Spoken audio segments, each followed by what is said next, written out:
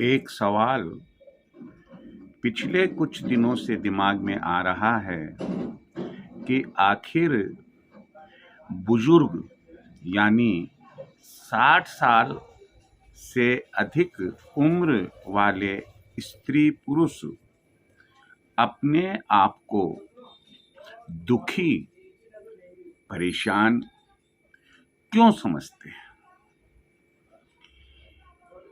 अपने बच्चों पर, अपने पोता पोती पर, अपनी बहू पर क्यों दोषारोपण करते हैं? आप मेरी इस बात को अन्यथा मत लेना, क्योंकि मैं भी आपकी ही कैटेगरी का हूं।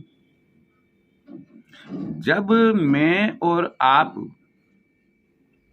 60 साल की उम्र तक नौकरी कर सकते हैं, व्यापार कर सकते हैं, दूसरा कोई कार्य कर सकते हैं और पूरे घर का लालन पालन पोषण कर सकते हैं, बच्चों को पढ़ा लिखा सकते हैं, उनको हायर एजुकेशन दिला सकते हैं, उनको अच्छे से अच्छा व्यवसाय करवाते हैं, उनको देश विदेश में भेजते हैं और जैसे ही हम 60 साल के हो गए, सेवा से निवृत्त हो गए, रिटायर हो गए, हम अपने आप को समझने लग जाते हैं कि अब बेटा बहू पोता पोती का यह दायित्व बनता है कि वो हमारी खिदमत करे।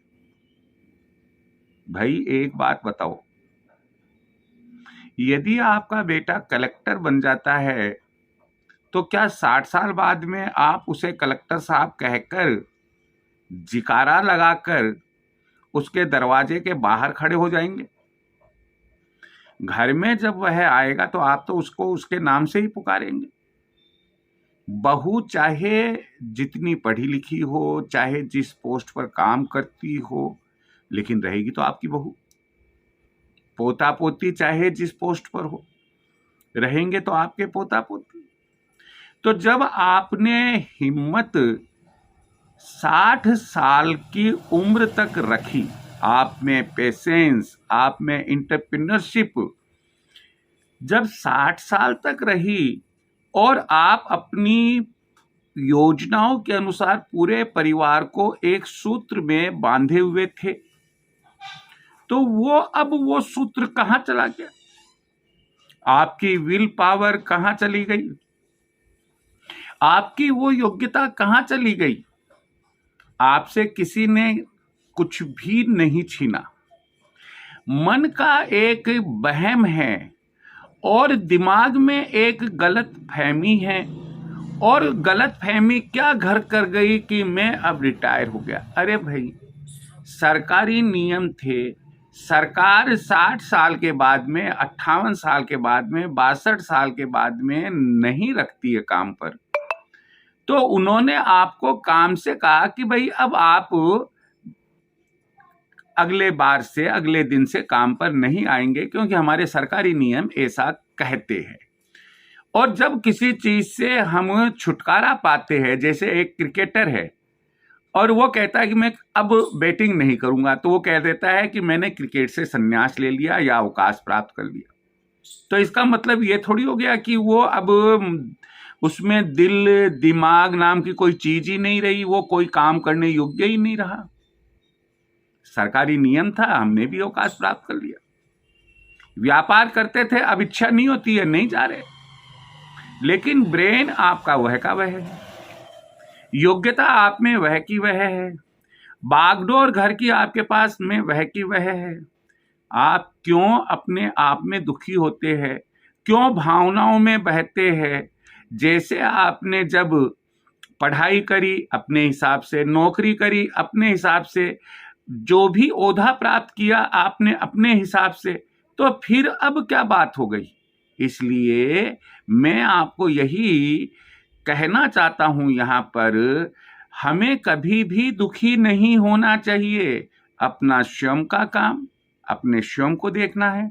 ना केवल अपना स्वयं का काम स्वयं को देखना है, बल्कि आज भी घर में आपकी अहमियत वही है जो 60 साल की उम्र तक जब आप नौकरी कर रहे थे तब थी। आप अपने आप को बार बार ये सोचकर कहकर कि मैं रिटायर हो गया, रिटायर हो गया, रिटायर हो गया, तो निश्चित रूप से दिल और दिमाग से भी आप रिटायर हो जाओ। और हर काम जो बेटा, बहू, पोता, पोती और अपने जीवन साथी का है वो हमें नेगेटिव दिखने लग जाएगा। नतीजा क्या होगा? नतीजा होगा कि हम अपने आप को अस्वस्थ मानसिक रूप से और शारीरिक रूप से रखने लग जाएंगे। कौन है जिम्मेदार? क्या बेटा बेटी है इसके जिम्मेदार? नहीं, मैं नहीं मानता। क्या पोता पोती है? नहीं। क्या जीवन साथी है? नहीं। तो फिर इसका जिम्मेदार कौन है? मैं तो खुद हूं, हम स्वयं हैं। इसलिए हम अपने आप को पहचाने। आप सोचो, विदेशों में जब हमारे भारतीय मूल का 88 ईयर्स ओल्ड पर्सन किसी प्रेसिडेंट का या प्राइम मिनिस्टर का पर्सनल सेक्रेटरी बन सकता है, जब एक 96 साल की महिला अपनी खुद की क्लिनिक चला सकती है, जब एक बुजुर्ग महिला एथलीट्स में भाग ले सकती है, तो हम ऐसी परिस्थिति में अपने आप को असहाय क्यों महसूस करते हैं? बीमारी का मुख्य कारण हम खुद है।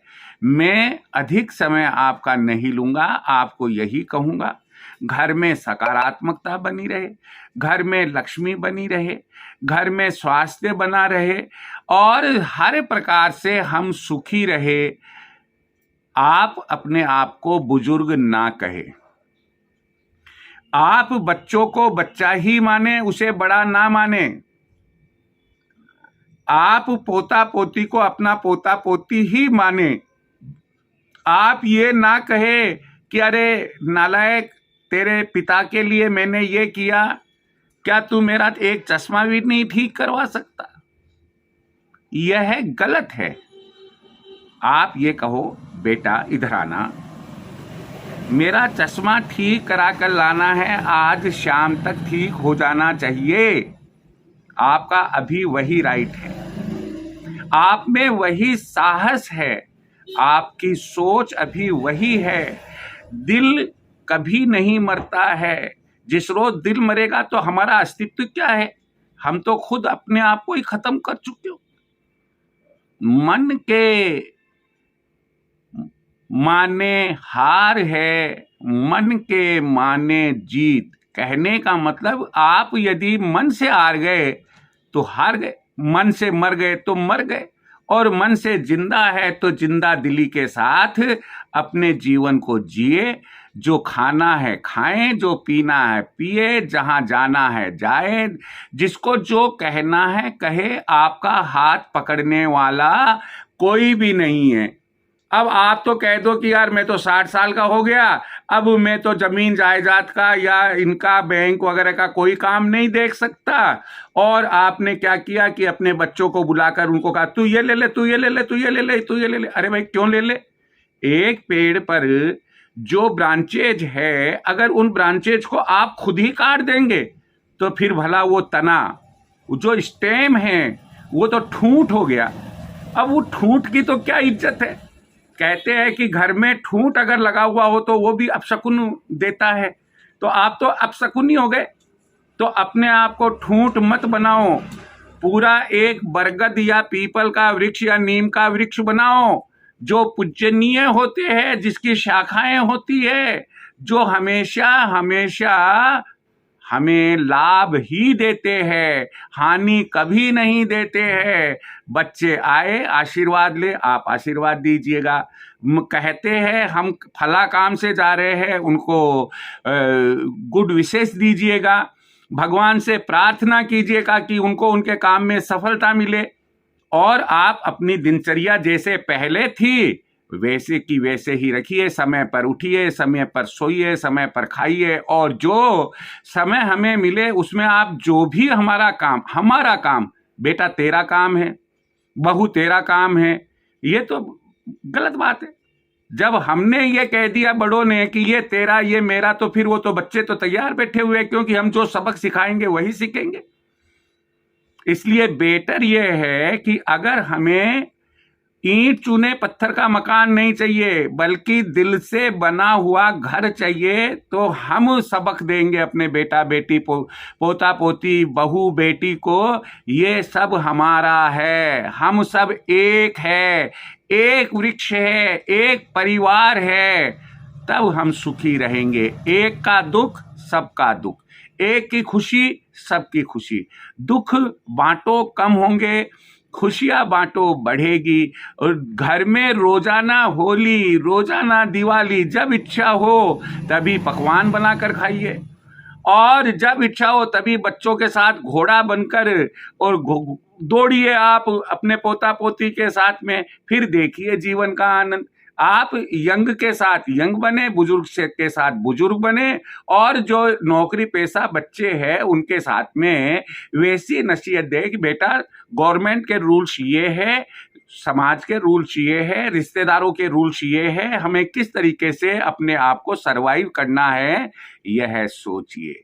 तो मैं सारांश में यही कहना चाहता हूं कि मैं कुछ दिनों से सोच रहा था कि दुख की मूल जड़ कौन है? क्या युवा पीढ़ी है? क्या बच्चे? नहीं, जितनी होली दिवाली हम लोगों ने देखी है, उन्होंने क्या देखी है? तो मूल जड़ तो हम खुद है। अपने आप को पहचानो, अपने मन में झांक कर देखो। हम उनसे प्यार करेंगे तो ऑटोमेटिक वो 2 कदम ज्यादा प्यार हमसे करेंगे, और हम उनका तिरस्कार करेंगे, उनसे छुप छुप कर बातें करेंगे, उनसे छुप छुप कर कुछ पैसा बचाएंगे। भाई आप तो बचा सकते हो, और अगर उन्होंने छुपाना शुरू कर दिया तो फिर हम क्यों बुरा मान रहे हैं? इसलिए ना हम कोई चीज छुपाए और ना उनको कोई चीज छुपाने दे, ना हम बुरा करें ना उनको बुरा करने दे। फिर देखिए, घर एक मंदिर है, घर एक स्वर्ग है। यह तभी हो सकता है जब हम बड़ों की नसीहत अच्छी होगी, हमारी पॉजिटिविटी होगी, हम धनात्मक सोचेंगे, अपने बच्चों को बच्चा मानेंगे और घर को घर समझेंगे। हम तो ये सोचने लग जाते हैं अब क्या है यार, अब तो थोड़ी सी जिंदगी और बची है, फिर तो भगवान के यहाँ जाना। क्यों जाना है भाई? जिस रोज चाबी पूरी होगी अपने आप बुला लेगा वो तो ऊपर वाला। तो फिर ऐसी परिस्थिति में मैं आपसे यही कहूंगा कि बच्चों का कोई कसूर नहीं है। अगर कसूर है तो हम जैसे बुजुर्गवाद, जो सीनियर सिटीजन या सुपर सीनियर सिटीजन कहलाते हैं, एक कार्ड के हिसाब से नहीं, बल्कि आप सोचिएगा कि मुझे जो गवर्नमेंट या समाज कह रहा है तो मेरे में तो मैच्योरिटी ज़्यादा से ज़्यादा रहनी चाहिए, और मुझे छोटी छोटी बातों के ऊपर तुनकना नहीं चाहिए। घर बनते नहीं बिगड़ते हैं।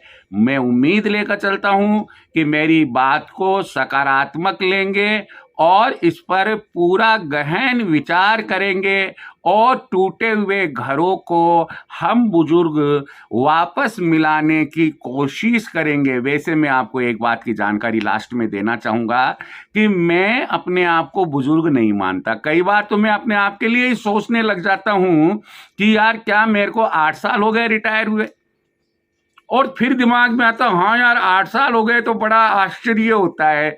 नहीं तो ऐसा लगता है कि मैं तो रोजाना ही उठता हूँ, रोजाना अपना काम करता हूँ, रोजाना मैं जो भी है मेरा डेली रूटीन है वो पूरा करता हूँ, और जो 12-15 घंटे की सीटिंग है मेरी, वो भी मेरी पूरी होती है एज यूजुअल। तो कभी मुझे ये ख्याल ही नहीं आता है कि मैं रिटायर हो गया।